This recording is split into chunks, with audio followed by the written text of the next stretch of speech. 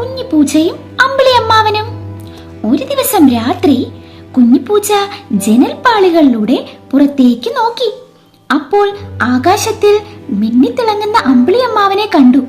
അമ്പിളിയമ്മാവൻ അവനെ നോക്കി പുഞ്ചിരിക്കുന്നത് പോലെ അവന് തോന്നി. അപ്പോൾ കുഞ്ഞിപ്പൂച്ചയ്ക്ക് അമ്പിളിയമ്മാവനെ കയ്യിലെടുക്കണമെന്ന് ഒരാഗ്രഹം.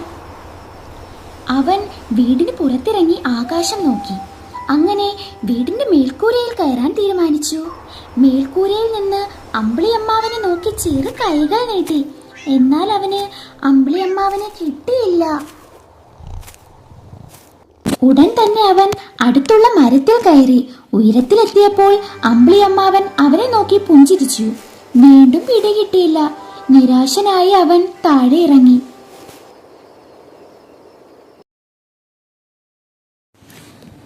ഇനി എന്ത് ചെയ്യുമെന്ന് ആലോചിച്ച് വിഷമിച്ച് അവൻ നടന്നു. പിന്നീട് അവൻ പുല്ലു നിറഞ്ഞ പാതയിലൂടെ ഓടി. പക്ഷേ അമ്പിളിയമ്മാവൻ ഉയരത്തിലേക്ക് പോയി. അങ്ങനെ കുഞ്ഞിപ്പൂച്ച കുന്നിൻ മുകളിലേക്ക് ഓടി. കുന്നിന്റെ മുകളിൽ എത്തിയപ്പോൾ ഉയരത്തിൽ ചാടി. പക്ഷേ അതും നടന്നില്ല. അങ്ങനെ കുഞ്ഞിപ്പൂച്ച വിഷമത്തോടെ അവിടെ ഇരുന്നു.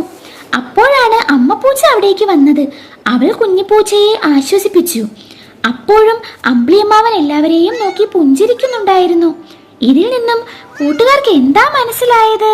ജീവിതത്തിൽ എല്ലാം സ്വന്തമാക്കാൻ കഴിയില്ല, ചിലതൊക്കെ ആസ്വദിക്കാനുള്ളതാണ്. ഈ കഥ ഇഷ്ടമായാൽ ലൈക്ക് ചെയ്യാനും സബ്സ്ക്രൈബ് ചെയ്യാനും ഷെയർ ചെയ്യാനും മറക്കല്ലേ കൂട്ടുകാരെ.